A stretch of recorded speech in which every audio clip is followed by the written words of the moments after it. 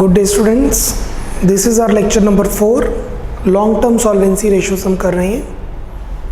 Short term solvency liquidity ratios complete हो चुकी हैं।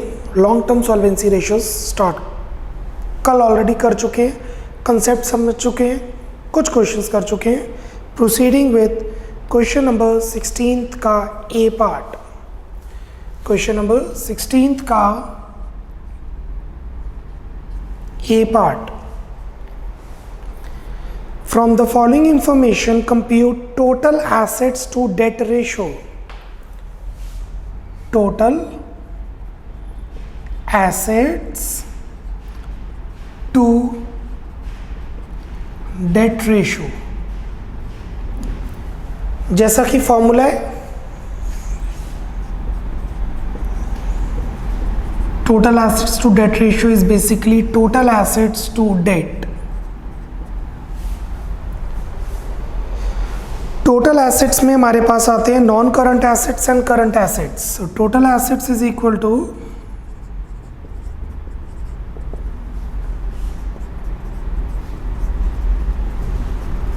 Non current assets plus current assets. Non current assets is 540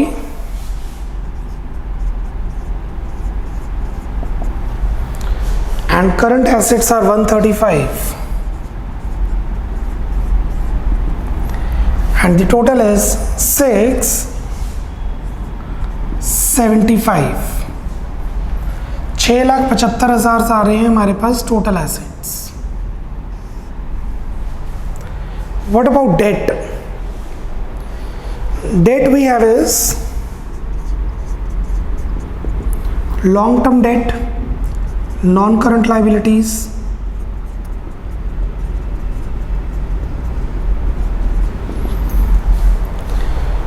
non-current liabilities, we have long-term borrowings plus long-term provisions. Debt is non-current liabilities, long-term borrowings plus long-term provisions. Long term borrowings is 3 lakh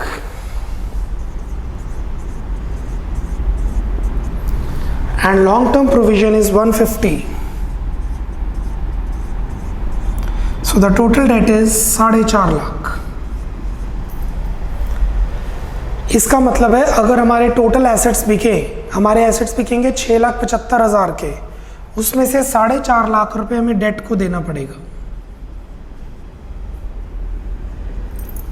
We have to pay 4,50,000 out of 675. 6,75,000 divided by 450 is 1.5:1.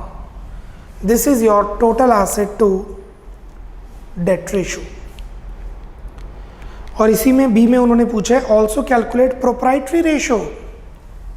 B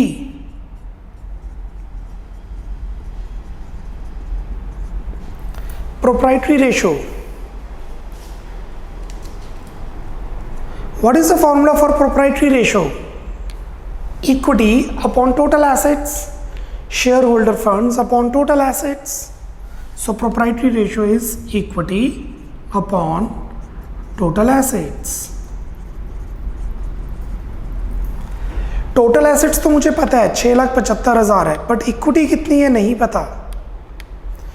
क्योंकि हमें equity नहीं पता पर हमें balance sheet rule पता है। Total liabilities is equal to, there are 3 type of liabilities, share holder funds plus non current liabilities plus current liabilities. Share holder funds plus non current liabilities plus current liabilities. And how much are total liabilities? Total assets. Total liabilities are always equal to total assets as per the balance sheet total rule is equal to shareholder funds, which is also known as equity, non-current liabilities, which is nothing but debt, debt is non-current liabilities plus current liabilities. And what is current liabilities? How much is current liabilities? It is 75,000. Current liabilities is 75,000. तो अगर हम इसको solve करें तो हमारे पास equity आ जाएगी 6,75,000 minus 5,25,000, which is 1.5 lakh. So proprietary ratio is equity upon total assets. Equity हमें total liabilities के रूल से आ गई है. Total liabilities is share holder funds plus non current liabilities plus current liabilities. जब हमने सॉल्व किया तो इक्विटी आ गई 1.5 lakh. So equity is 1,50,000 upon total assets. Total assets is 6,75,000. 150 divided by 675 is 0.22:1.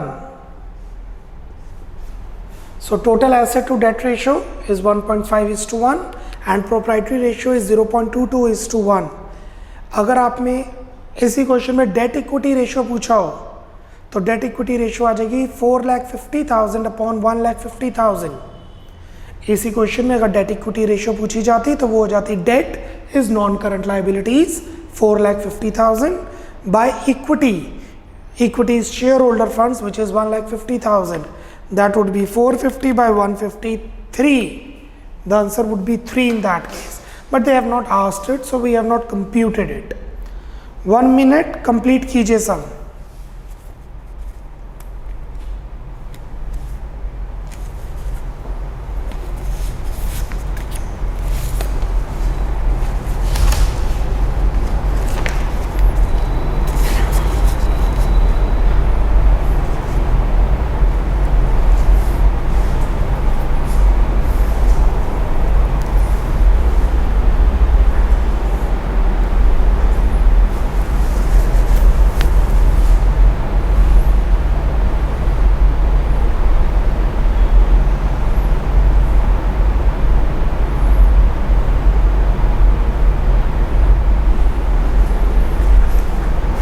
Now moving to question number 17. Moving to question number 17. That is more of theoretical question कि इससे ratio बढ़ेगी कि कम होगी ये आपने एक्सप्लेन करना है. Assume that the debt equity ratio is 2. Debt upon equity is 2. Date बढ़ेगा तो रेशो बढ़ेगी, डेट कम होगा तो रेशो कम होगी. इक्विटी बढ़ेगी तो रेशो कम होगी, इक्विटी कम होगी तो रेशो बढ़ेगी, क्योंकि वो डिनोमिनेटर है और डेट न्यूमिनेटर है. State giving reasons whether this ratio will increase, decrease or remain unchanged in the following cases. And we have 8 cases. 8 cases हैं इसमें. Case A. Case A. Purchase of fixed asset on a credit of 2 months. Machinery खरीदी 2 महीने के loan पर. Machinery बढ़ गई, loan 2 months का बढ़ गया. मशीनरी 2 मंथ्स की बढ़ गई तो नॉन करंट एसेट बढ़ गया. 2 मंथ्स का लोन बढ़ गया तो करंट लायबिलिटी बढ़ गई. ना ही डेट पे कोई फर्क है, ना ही इक्विटी पे कोई फर्क है. No change. Debt equity ratio same रहेगी. अभी आप ऐसे नोट कर लीजिए, पेपर में कैसे लिखना है अब आपको पता है. मैं ऐसे ही लिखवा रहा हूं. I am not wasting your and mind time in making the statement. I can just read it out for you. purchase of fixed asset on credit for 2 months will not change the debt equity ratio as it increases the non-current asset and current liability. Thus, it neither change debt nor equity. अभी के लिए इतना काफी है. This is more than enough.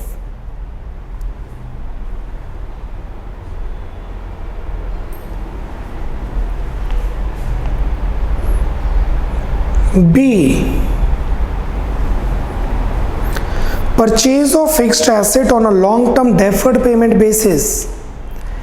Asset खरीदा है but deferred payment, long-term loan EMIs पर. Machinery बढ़ेगी, non-current asset बढ़ेगा, लोन बढ़ेगा. डेफर्ड पेमेंट मतलब काफ़ी सालों के लिए, तो नॉन करंट लाइबिलिटी बढ़ेगी मतलब डेट बढ़ेगा. डेट बढ़ेगा तो डेट इक्विटी रेशो इंक्रीज करेगी. Ratio will increase. Purchase of fixed asset on a long-term deferred payment basis will increase the non-current asset and debt. Thus, the current debt equity ratio will increase. This is what you are supposed to write in exam, in test. This is what you are supposed to do in your copy to complete your notes.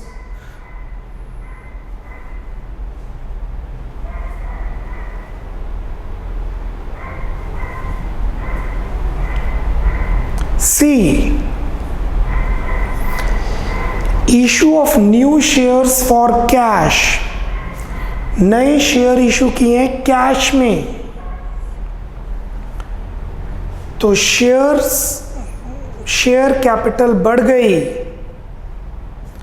मतलब equity बढ़ गई. Share issue किए बदले में cash आ गया, bank बढ़ गया मतलब करंट एसेट बढ़ गया. करंट एसेट का तो डेट इक्विटी रेशियो पे कोई फर्क ही नहीं है, इक्विटी का डेट इक्विटी रेशियो पे फर्क है. Ratio will decrease.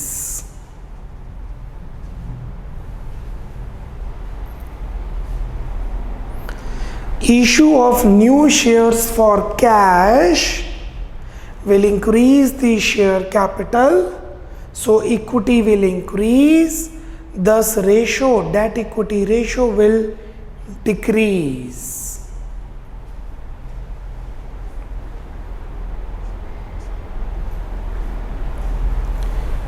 D. Issue of bonus shares. Free में शेयर्स इशू किए हैं. Bonus shares means free of cost, you can get it if you want it. Share capital बढ़ेगी. Company ये इसीलिए issue करती है ताकि कंपनी की गुडविल बढ़े, मार्केट में वैल्यू इंक्रीज करे. शेयर कैपिटल बढ़ गया, इक्विटी बढ़ गई, शेयर होल्डर फंड्स बढ़ गए, पर इट्स एन एक्सपेंस, खर्चा हो गया.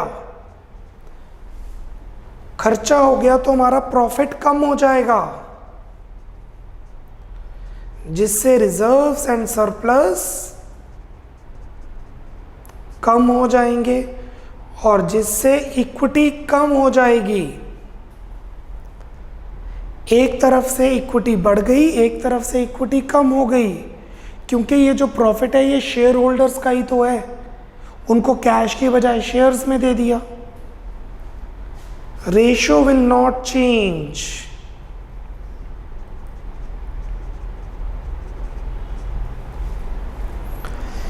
Issue of bonus shares increases the share capital but simultaneously reduces the reserves and surplus. Full stop. Technically, the total equity shareholder funds will remain unchanged and hence debt equity ratio will not change. E part, sale of fixed assets at a loss of 3000, 10,000 की machinery 7,000 में बेच दी, कुछ भी loss हुआ है, bank आ गया, पैसे आ गए, current asset will increase.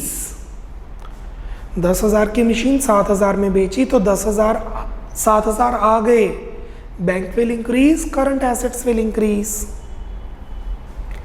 But machinery चली गई तो नॉन करंट एसेट कम हो गया। जो लॉस है वो रिजर्व्स एंड सरप्लस को कम कर देगा, मतलब इक्विटी को कम कर देगा। इक्विटी कम तो डेट इक्विटी रेशो ज्यादा, डेट इक्विटी रेशो बढ़ेगी क्योंकि डिनोमिनेटर कम हो रहा है। Ratio will increase.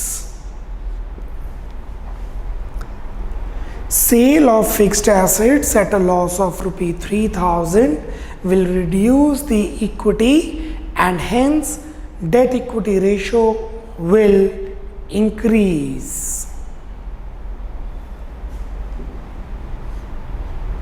F, conversion of debentures into equity shares.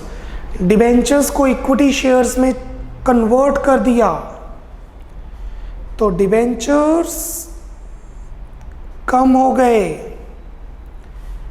Date कम हो गया, नॉन करंट लाइबिलिटीज कम हो गई। उसी टाइम शेयर कैपिटल बढ़ गई क्योंकि डिबेंचर होल्डर्स को बोला, हमने अपने डिबेंचर होल्डर्स को बोला आपको पैसा चाहिए या शेयर्स चाहिए।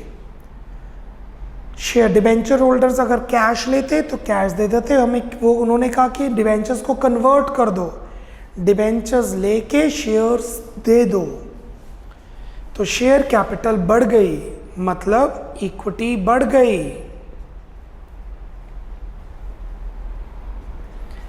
डेट कम मतलब debt equity ratio reduce, debt कम मतलब debt equity ratio reduce, equity ज़्यादा तो भी डेट इक्विटी रेशियो रिड्यूस, तो इससे डेट इक्विटी रेशियो कम हो जाएगी, ratio will decrease. Conversion of debentures into equity shares will decrease the amount of debentures, thus debt will reduce, and simultaneously share capital will increase and thus equity will increase. Full stop. Thus debt equity ratio will decrease. G, payment to creditors.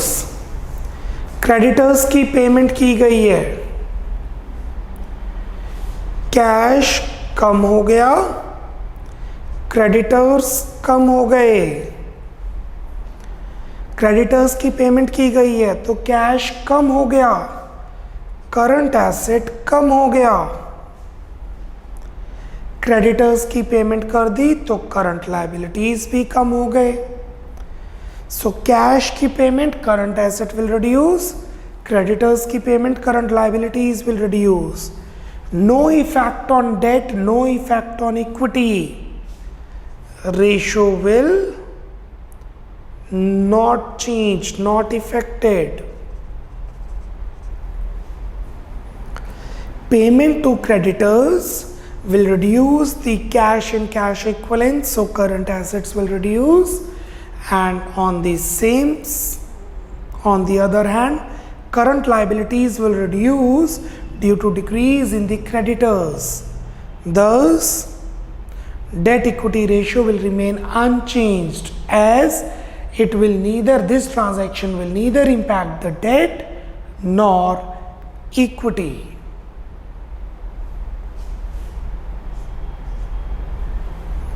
H, sale of a fixed asset at profit, fixed assets को profit पे बेच दिया। Machinery कम, non current asset कम, cash और bank ज़्यादा, current asset ज़्यादा, profit पे बेचा है, तो रिजर्व्स एंड सरप्लस इंक्रीज, मतलब इक्विटी विल इंक्रीज। इक्विटी बढ़ गई तो रेशो कम हो जाएगी, ratio will decrease.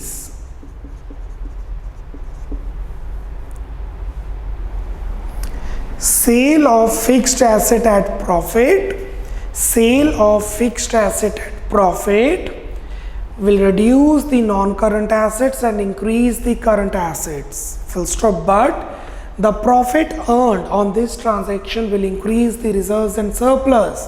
This will increase the equity, thus the debt equity ratio will decrease. The debt equity ratio will decrease. Kindly complete 17th question.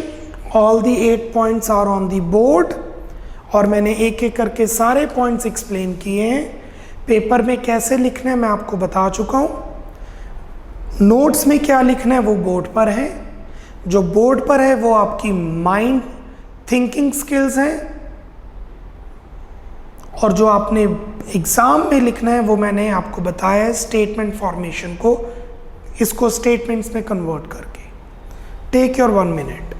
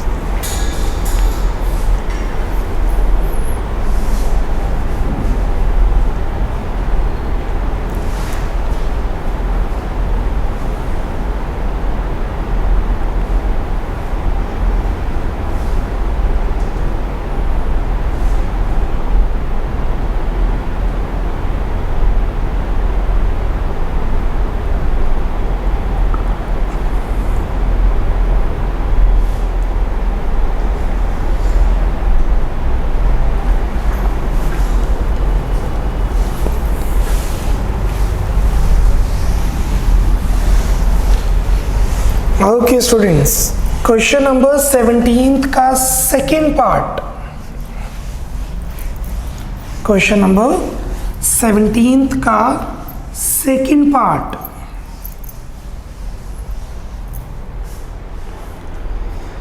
From the following information calculate interest coverage ratio. We have to compute interest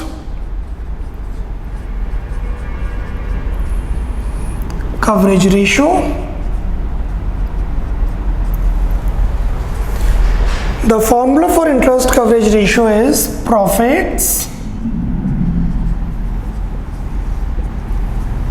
before interest upon interest। Interest हम किस पर pay करते हैं?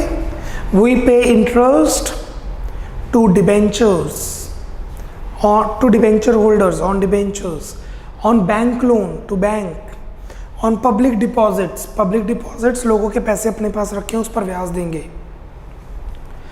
Question में हमें given है net profit after interest and tax 2,10,000, interest के बाद टैक्स के बाद। इनकम टैक्स है 30%, 10% डिवेंचर्स 1 लाख, 8% पब्लिक डिपॉजिट्स 250। तो सबसे पहले इंटरेस्ट निकालते हैं। Interest is equal to interest on debentures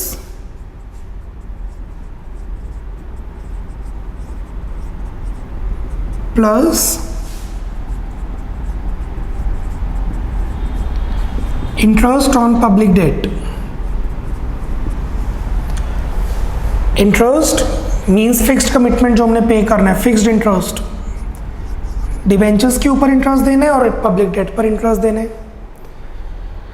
हमारे डिबेंचर्स हैं 1 लाख, 10% इंटरेस्ट है, 1 लाख के डिबेंचर्स पर 10% का इंटरेस्ट देना है, पूरे साल का ही देते हैं, रेशो साल के हिसाब से कंप्यूट की जाती है, और 250 का 8% पब्लिक डिपॉजिट्स को देना है, पब्लिक डिपॉजिट्स पे देना है।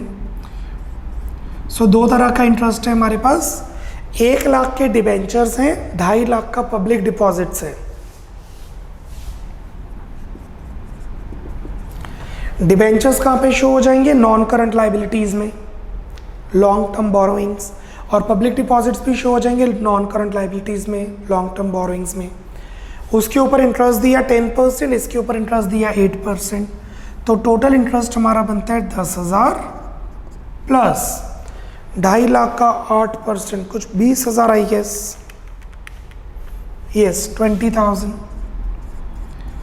So the total interest is 30,000.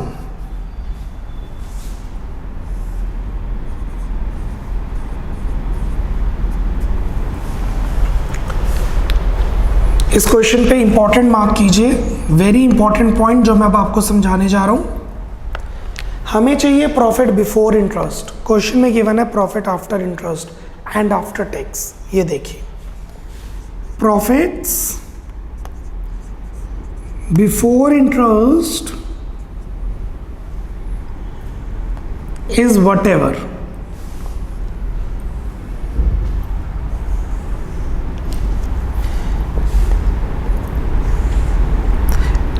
फिर कंपनी क्या पे करती है? इंटरेस्ट, इंटरेस्ट हमारा है 30,000,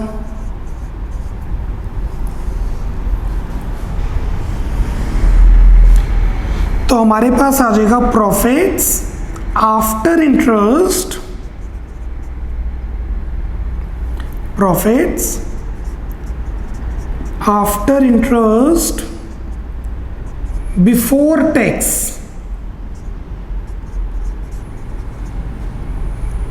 बिफोर टैक्स कितना? This minus this is this, this minus this is this, हमें नहीं पता कितना, क्योंकि हमें यही नहीं पता। फिर कंपनी पे करेगी टैक्स, कितना? 30%। टैक्स पे होता है इस पर, this is PAT, this is EBIT, earning before interest and tax. अब पे होगा tax, this is EBT, earning before tax, this is EBT, earning before tax, जिसे हमने लिखवाया था PBT, profit before tax, PBT profit before tax. अब tax पे होगा इसका 30%, कितना नहीं पता, ये आ जाएगा profits after tax which is PAT, ये हमें पता है कितना है। ये क्वेश्चन में गिवन है 2,10,000। बहुत इंपॉर्टेंट चीज़ है जो मैं अब आपको समझा रहा हूँ, प्रॉफिट बिफोर इंटरेस्ट। मुझे ये चाहिए, ये नहीं गिवन, ये गिवन है, मुझे चाहिए प्रॉफिट बिफोर इंटरेस्ट। कंपनी ने कितना प्रॉफिट कमाया ब्याज देने से पहले, टैक्स देने से पहले। हमें गिवन है टैक्स देने के बाद कितना है, टैक्स देने के बाद है 2,10,000। टैक्स कितना है नहीं पता, इंटरेस्ट कितना है नहीं पता, वो मैंने निकाल लिया सॉल्व करके, गॉट इट। अब मैं इसको मान रहा हूं x, I am considering it x, तो ये x है, x में से 30% माइनस करके ये आएगा, x minus 30% of this is this, तो let's solve x minus 30% of x is 2,10,000, x minus 30% of x is 2,10,000, let's solve it. 100x minus 30x by 100 is equal to 2,10,000. 70x by 100 is 2,10,000. X is equal to 2,10,000 into 100 by 70. X is equal to 3 lakh. x आ गया 3 lakh, this is x।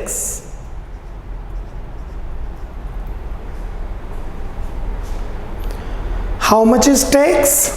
3 lakh का 30% 90,000।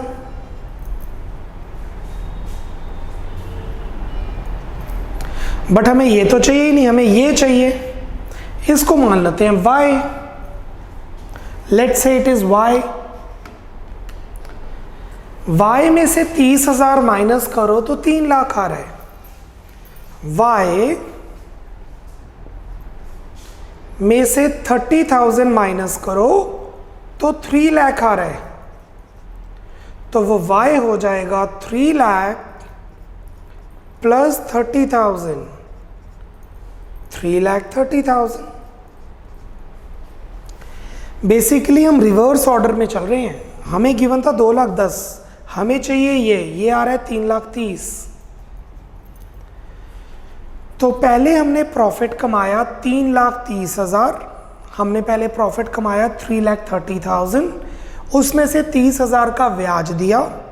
ब्याज किसको दिया? Debenture holders को 10,000 और public deposits पे 20,000, total बन गया 30। तो 3,30,000 में जब 30 का इंटरेस्ट दिया तो हमारा प्रॉफिट बचा 3 लाख। 3 लाख के प्रॉफिट में मैंने टैक्स दिया 90,000, तो हमारे पास बचा 2,10,000 का पैट, जो कि क्वेश्चन में गिवन था। Now this amount will put it here 3,30,000। So your answer is 11:1 और 11 टाइम्स। इंटरेस्ट कवरेज रेशो को आप टाइम्स में भी रख सकते हैं, रेशो में भी, दोनों ठीक है। टाइम्स में एनालिसिस इजी होती है, टाइम्स में रखेंगे तो कंपैरिजन इजी रहता है। Complete your sum, speed up, sum complete कीजिए।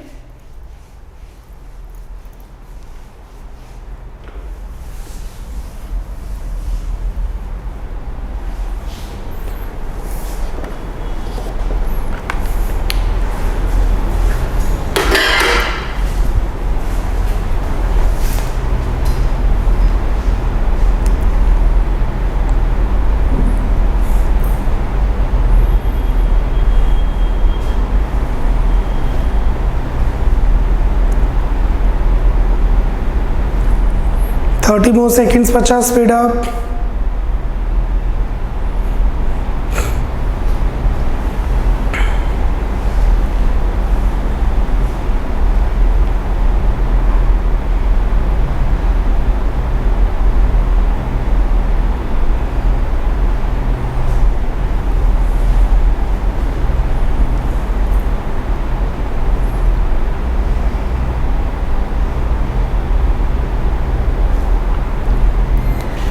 Okay,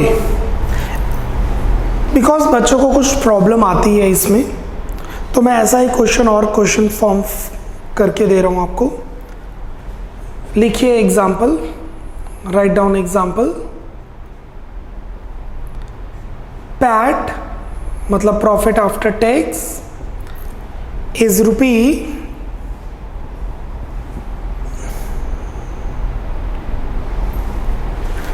give me some time,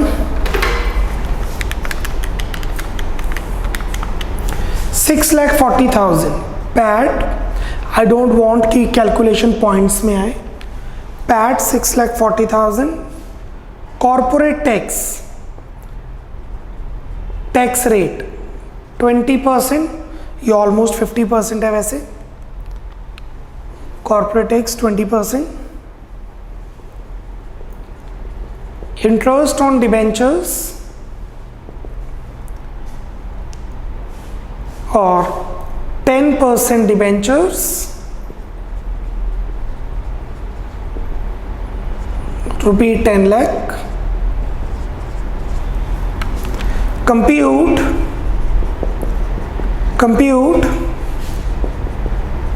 profits before interest. That's it, just to explain the concept. Compute profits before interest. So, profits before interest is whatever minus interest. How much is interest? 10 lakh का 10%. 10 लाख का 10% is 1 lakh. 1 lakh का ब्याज. Something minus 1 lakh is something we have no idea. फिर minus करेंगे tax जो कि है 20%. This minus 20% of this is whatever जो कि होगा पैट, प्रॉफिट्स आफ्टर टैक्स, जो हमें गिवन है 6,40,000. से this is x.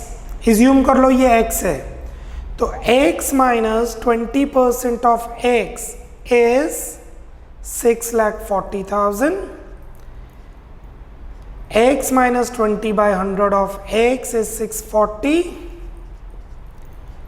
x is 640 into 100 by 80. सीधा भी कर सकते हो 100 by 80, क्योंकि 20% माइनस किया हुआ है ना, जैसे हमने अंडर वैल्यूड ओवर वैल्यूड में किया था. 20% पहले से माइनस है, तो 6,40,000 into 100 by 80 is 8 lakh. So x आ गया 8 लाख. 8 लाख का 20% इज 160, तो 640. How much is interest? 10 lakh का 10% 1 lakh. Something minus 1 lakh is 8 lakh. किसी वैल्यू में से 1 लाख माइनस करो तो 9 लाख आ रहा है. आई रिपीट, किसी वैल्यू से 1 लाख माइनस करो तो 8 लाख आ रहा है, तो वो कितना बना? 9 लाख. समझ आया तो ठीक, नहीं तो से y minus 1 lakh is 8 lakh. So y is 8 lakh plus 1 lakh which is 9 lakh. Cool, clear?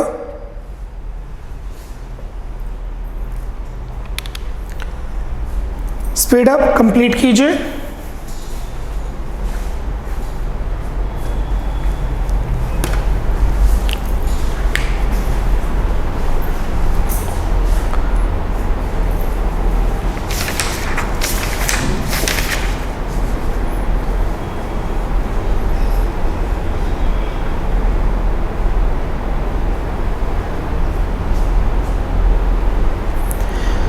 Right down the theory questions.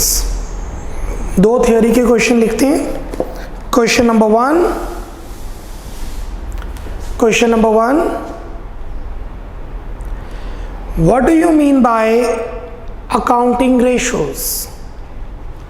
Question number 1, what do you mean by accounting ratios? हमारा चैप्टर अकाउंटिंग रेशियोज है, रेशियोज अकेला नहीं है, क्योंकि अकाउंट्स के अंदर हम रेशियोज निकालेंगे. तो रेशियो क्या होगा? Any numerator by any denominator, like 1050 by sin 20 is also ratio. Division होगी ना. We are doing accounting ratios.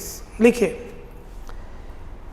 If ratios are computed, if ratios are computed on the basis of accounting information, on the basis of accounting information, comma,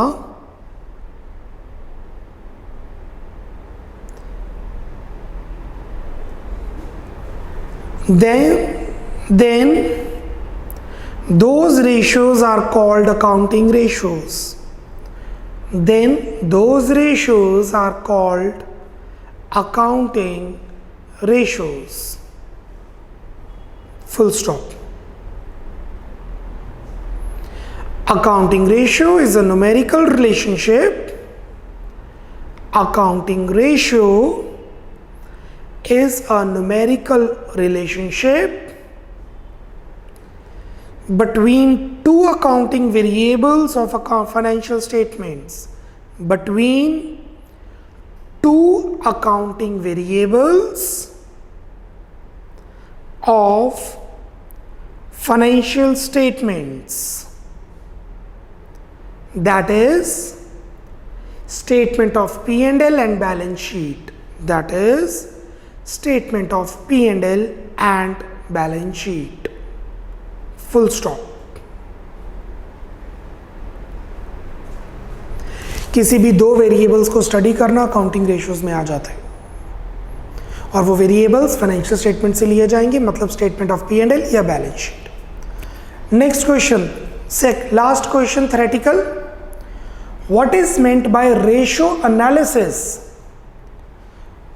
what is meant by ratio analysis? Ratio analysis क्या चीज है?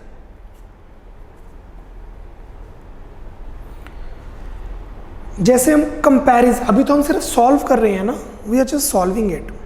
जब इसकी analysis की जाएगी कि एक company की ICR इतनी है, दूसरी कंपनी की ICR इतनी है, एक कंपनी की करंट रेशियो इतनी है और दूसरी कंपनी की करंट रेशियो इतनी है, ये कंपनी सॉल्वेंट है, ये कंपनी सॉल्वेंट नहीं है, तो मेरे पैसे इस कंपनी में लगने चाहिए। This is called ratio analysis. हमारे सिलेबस में रेशियो है, बट इन केस एनालिसिस का कोई क्वेश्चन आता है तो हम कंपैरिजंस कर सकते हैं इसी बेसिस पर कि जितनी ICR ज़्यादा होगी वो कंपनी बेटर काम कर रही है, वो सॉल्वेंट ज़्यादा है। लिखिए, what do you mean bye ratio analysis?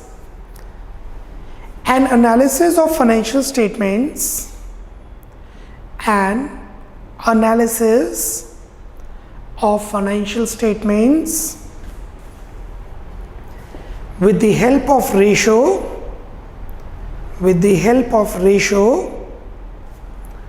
may be termed as ratio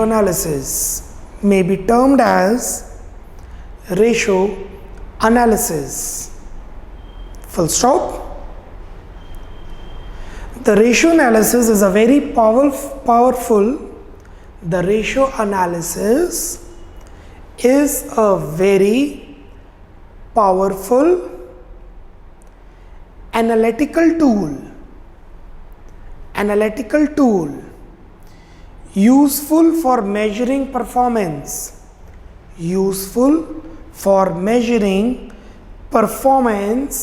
of a business enterprise, full stop. Thus,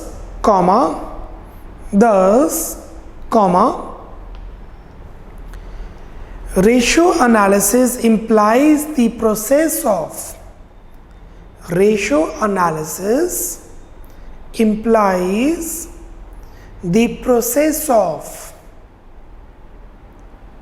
computing, determining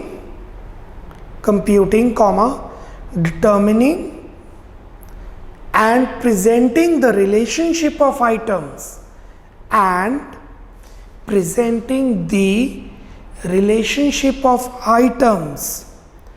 and group of items in the financial statements and the group of items in the financial statements, full stop. जब आप ratio को base लेके अलग अलग companies की financial statement की analysis करेंगे, उसे रेशो एनालिसिस कहा जाता है। ये बहुत ही इम्पॉर्टेंट टूल टेक्निक है जिससे बिजनेस एंटरप्राइज की solvency, performance, profitability, activities check की जा सकती हैं। तो रेशो एनालिसिस एक पूरा प्रोसीजर है इस रेशोज को कंप्यूट करने का, उसको डिटर्मिन करने का और ग्रुप ऑफ आइटम्स या कुछ आइटम्स को कंसीडर करने का।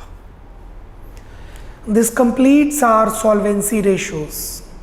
इन lecture number 5 we are going to start the activity ratios, that is efficiency ratios, that is turnover ratios. Till then, bye bye, take care, God bless.